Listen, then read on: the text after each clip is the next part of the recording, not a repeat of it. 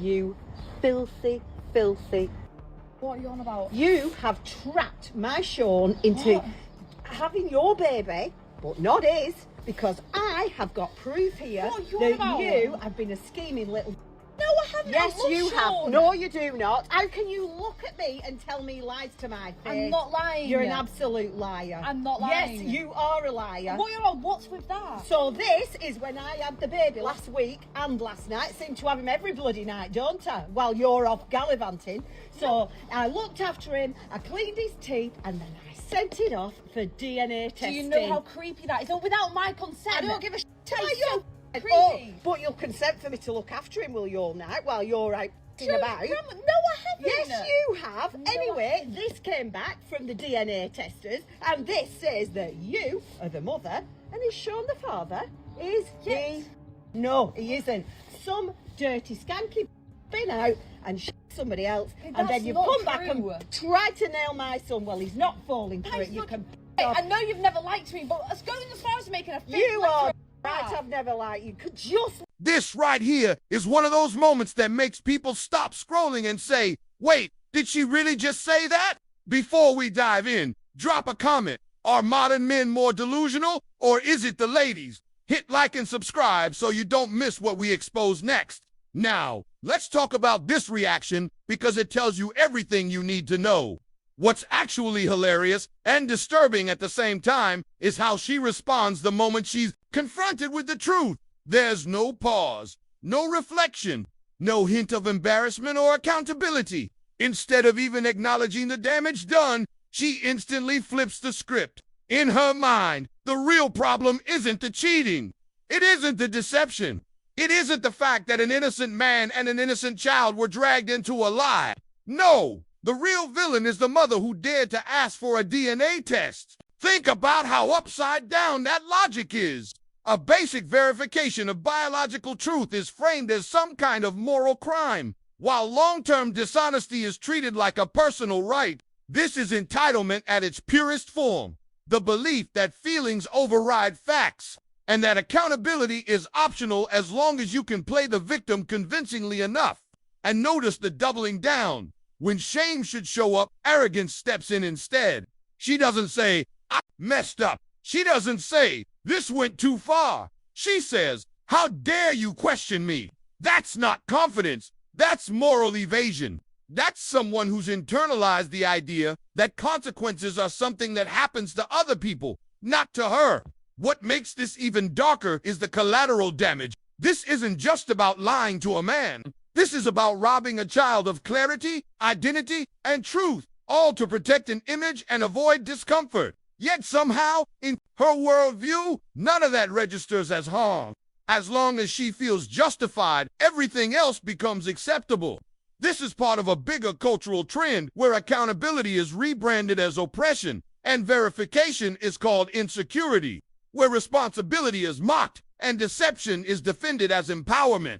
And when that mindset gets challenged by something as simple as a DNA test, the mask slips fast. Because when someone truly believes they did nothing wrong, even reality itself becomes the enemy. Women would not have to pay taxes. No, they wouldn't. You're a woman. No taxes for you. Everything is a tax write-off for you. Next, we are going to stop funding male medical research. No more of it. From now on, we are only doing studies and research for women, on women's health only. From here on out, thank you. And finally, every man is guilty until proven innocent. That's just a quick look. I ain't gonna lie, shorty, you have some of the most dumb policies I've ever heard in my goddamn life.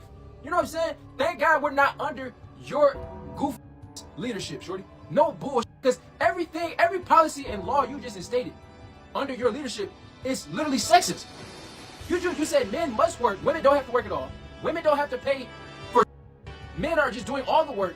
Then you said that all men are considered guilty until proven innocent. So we just throwing away the whole due process now? Because of your goofy. I'm not gonna lie, we need to stop certain people from having these dumb opinions on this phone.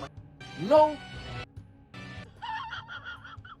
Put a finger down if your dad died and then you find out that he's not really your dad and your mom has kept this from you for 27 years, but she gives you the name of a man that could be your biological father. So you look him up on Facebook and you find a man that looks just like you, but the catch is He's Norwegian and lives in Norway. So you sit on it for about a year, but it's eating at you. And so you finally reach out to him and you make contact.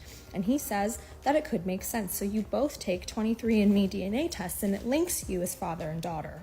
And then about another year later, you're about 3 days away from hopping on a plane to go meet your dad and your Norwegian family for the first time. What's really telling here is the generational pattern nobody wants to talk about. She's questioning whether her own mother ever apologized for lying to her for nearly 3 decades, and that question answers itself.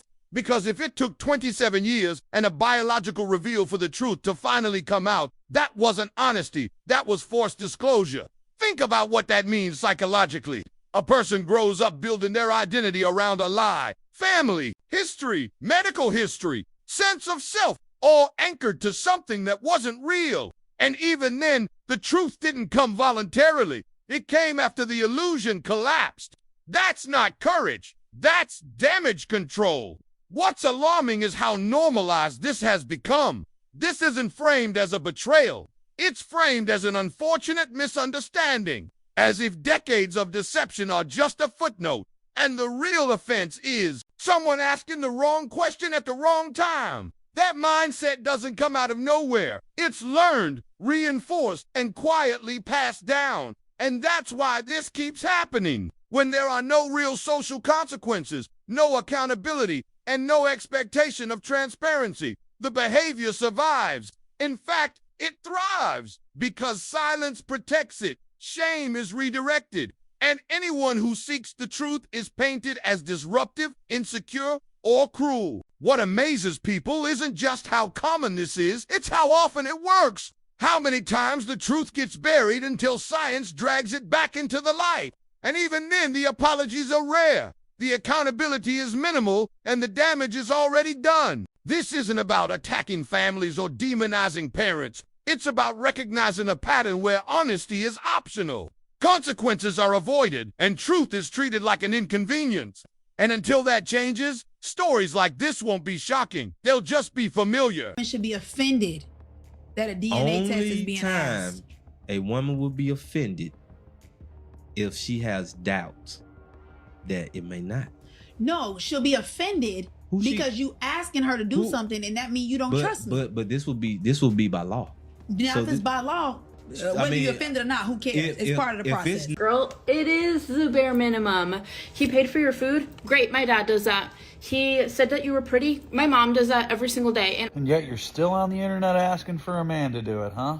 Go give mommy and daddy a call. You said they'll do it. You don't need one of us.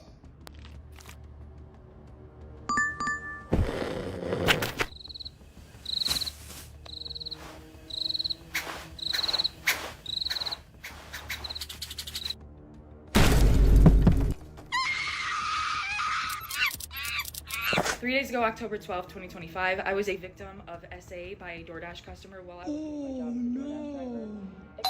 Oh, no. Officers are on scene. This is my third. Oh, my God, bro. Oh, hell no. Hey guys, so DoorDash just deactivated me 2 days after I reported my sexual assault. This is a man's world! I'm the victim! I know him my whole life. He don't even when I call him father, that's who I grew up knowing as my father. So Mr. Roberts is my biological father. That's it. Well, I always believed that Jasmine was my daughter. I raised her as my daughter as the other children in my life. She only knows me as a father. I never even knew anything about this gentleman here. So 29 years? Yes. He's been through everything with you? Yes. I had a phone conversation with my mother. Then she mentioned Mr. Banks. And she said, don't you remember the guy that I told you who thought he was your father? When she said that to me, Your Honor, it was a what moment, like, what are you talking about? So she said that he wanted to get in contact with me. I gave her my number to give to him, or she gave me his number. I can't remember how we actually got in contact. And then we reached out to one another. So all of a sudden, a man named Mr. Banks comes to the picture, and this man could be your father? Yes, Your Honor. My mother told me that someone else could be my father. I was kept in the dark about all this. I never knew anything about Mr. Banks. I also, spent 8 months in jail for unpaid child support. And I'm $75,000 in arrears. I'm the last one to know everything. Mr. Roberts, you are not the father. She's still my daughter. I love you. You're always gonna be my daughter. The next result reads as follows. Mr. Banks, you are the father. Do you want to be a part of her life? Yes, I do. Because I love you.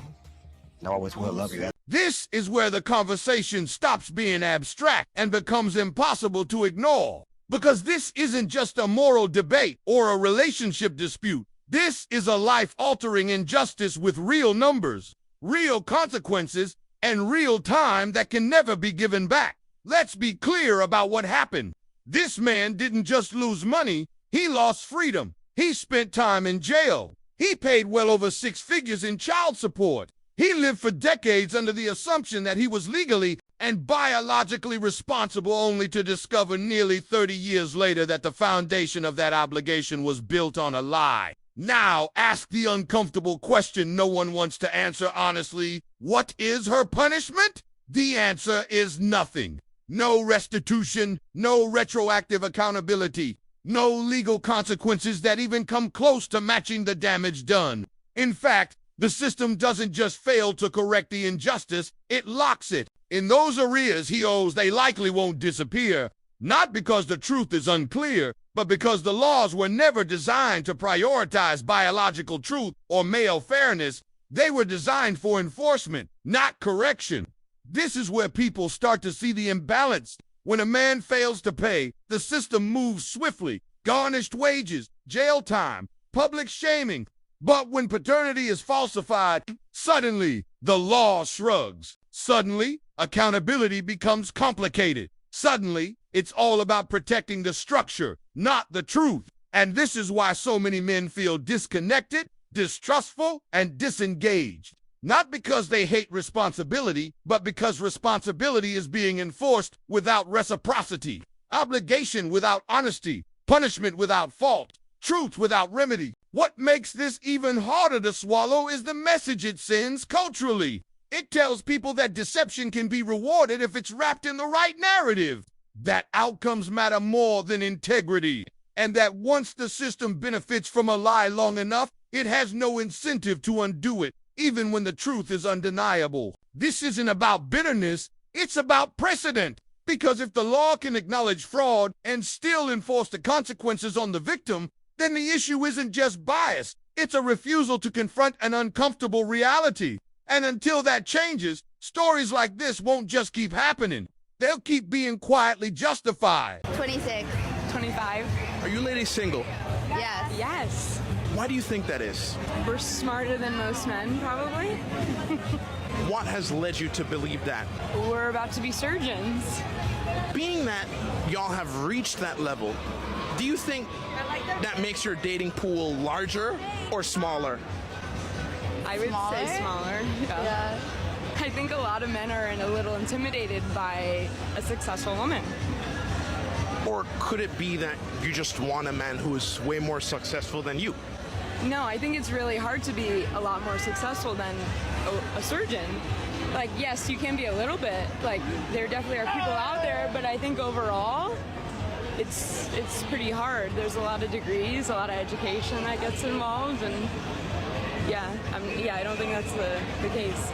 Would you be comfortable dating a man who made less than you? Yeah, because we're going to make a lot. Yeah. So, yes. I think there's a certain intellectual level I would want to be able to carry a conversation with, but I don't think it's a matter of how much they make. He could be a bartender, he could be the waiter at P.F. Chang's, as long as you had intellectual conversations. Again, it comes down to the conversations you're able to hold with each other. So long term, you don't think as a woman, if you were footing the bills, taking care of everything, that would make you less feminine in the relationship? No, I'm not really worried about being less feminine. So why do you think so many women strive to have a man who makes more, earns more, and pays everything in a relationship? This question gets asked all the time, and it's usually framed as some kind of mic drop moment. Are men intimidated by successful women? It sounds empowering on the surface, but when you slow it down, it falls apart fast. Because in the real world, men are not walking away from women because they have degrees, careers, or ambition. Men respect competence. Men respect effort. Men respect achievement. What they don't respond well to is arrogance, hostility, or someone who turns their success into a personality weapon. And that's where the disconnect happens. Calling men intimidated is a convenient shortcut. It reframes rejection as insecurity instead of incompatibility. It avoids the harder stuff of it because admitting, maybe I'm difficult to be around, combative, or unwilling to compromise requires humility. Saying he's intimidated by me requires none. Here's the part rarely said out loud. Success doesn't repel men. Behavior does. Constant defensiveness, lack of warmth, treating relationships like power struggles instead of partnerships. Those things drain people regardless of gender. But instead of addressing that, blame gets shifted outward. And notice the pattern. Accountability is consistently replaced with narratives that protect the ego. If things don't work out, it's not because of choices, attitudes, or habits. It's because the other side couldn't handle them. That story feels better, but it doesn't fix the outcome. What actually happens is simple. Most men aren't intimidated. They're selective. They're asking, is this person peaceful, cooperative, respectful? Success is neutral. Character is not. And that's why this excuse keeps circulating. Because it shields people from uncomfortable truths while sounding socially acceptable. But it doesn't change results. It just explains them away. If you've enjoyed the video this far and want to see more conversations like this in the future, support the channel by liking the video. It helps keep these discussions going, and it lets the algorithm know this kind of content matters.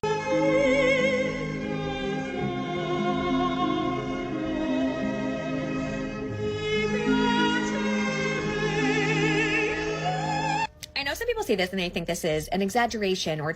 It absolutely is. She went on in her video to say that she wants a man that's 100% involved. Basically, she wants that man to be in the kitchen, cooking and cleaning when she's cooking and cleaning. How dare these men sit on the couch, right? Women like her only complain about things that benefit them.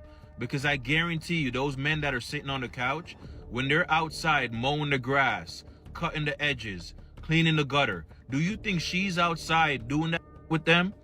Of course she's not. She's more than likely sitting in the living room, on the couch, on her phone, scrolling. Also, pay attention to the women in the video that were in the kitchen. They didn't even look upset. They probably enjoy doing that for the men that's in their lives. Because I'm sure those men make sure that they're good. The only person in that house that was complaining was the lesbian girl that recorded the video, trying to shame the relationship between a man and a woman. Hey, what are you doing? I came out to check on you. Huh? What are you doing? Thought you were working. I'm looking at this. What is it? It's wire. It's a spool of wire. And I'm almost out of it.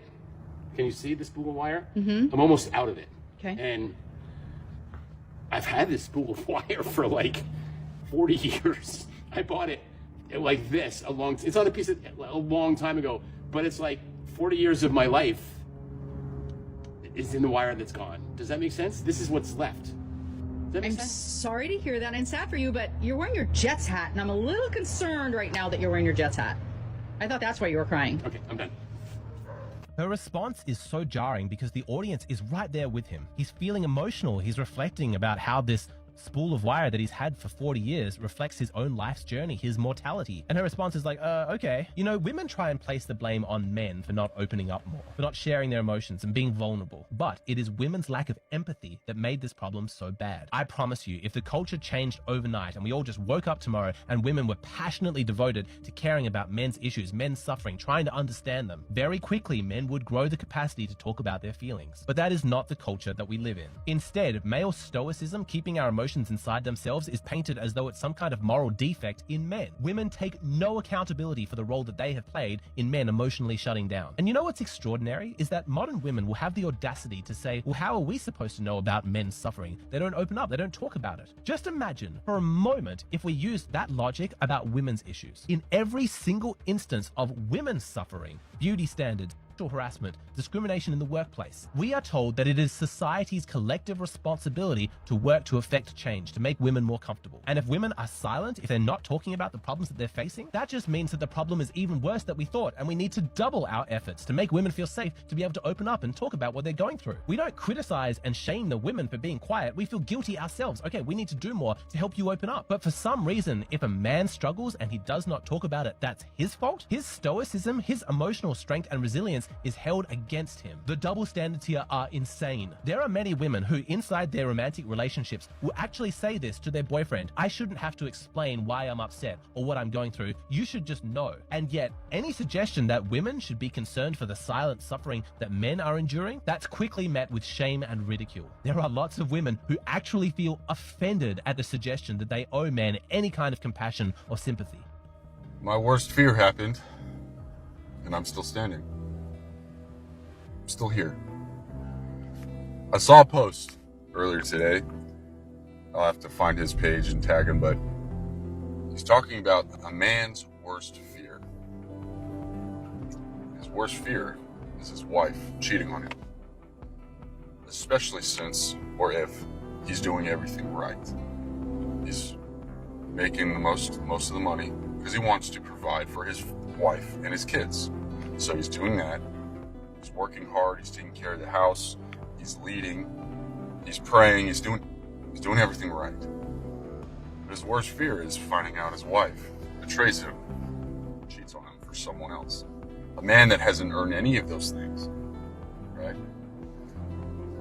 I live that. That is me. That's my life. As of the last year, is having that fear, finding out that fear is actually a very real thing, tangible. Then it could hurt you. It hurt me, not just emotionally or mentally. It hurt me physically, and it hurt me spiritually. I lived it months, like I was just feeding off of scraps. I was fighting tooth and nail for something that was just destroyed by her. And there was nothing. I was hopeless. I was completely hopeless to fix anything. And she gave it all away to some man that she's not even with. So, coming from me, guys, if you have that fear, it's valid. Oh, it's so valid. You have every right, you know. Guys, you'll say, oh, well, my future wife wouldn't do that. Don't say that, man. My future wife did. At the time, calling her my future wife, my wife did. You gotta keep your head on a swivel. If you know ball, you know exactly what I'm talking about. Especially on like punt team, man. That's when those hits happen the hardest. You're running downfield, you gotta scan, man. You gotta check left and right. You gotta see where the guy's coming. You gotta have leverage on your opponent, right? Talking about football now. In marriage, right? Sometimes you just don't see it coming. Sometimes you can be looking left and right, but that guy's faster, that guy's quicker, and he comes and knocks your head off. That's what divorce feels like. You can't prepare for it. Cheating, being betrayed, you can't prepare for it, man. But you can't avoid it. I'm not saying don't get married, but you gotta do a better job than me at vetting out a girl that you're going to date, propose to, and then marry. So you avoid the type of hell, fear that I, and like many other men and women, had to go through. And if this conversation resonated with you, don't let it end here. These issues don't exist in isolation. They're part of a much bigger pattern that keeps repeating, quietly shaping relationships, laws, and expectations in ways most people never stop to question. The next video goes even deeper into that pattern. More examples, more uncomfortable truths, more moments where the narrative people are used to hearing starts to crack under scrutiny. If you enjoyed this video, I promise you'll love the next one. I'll see you there.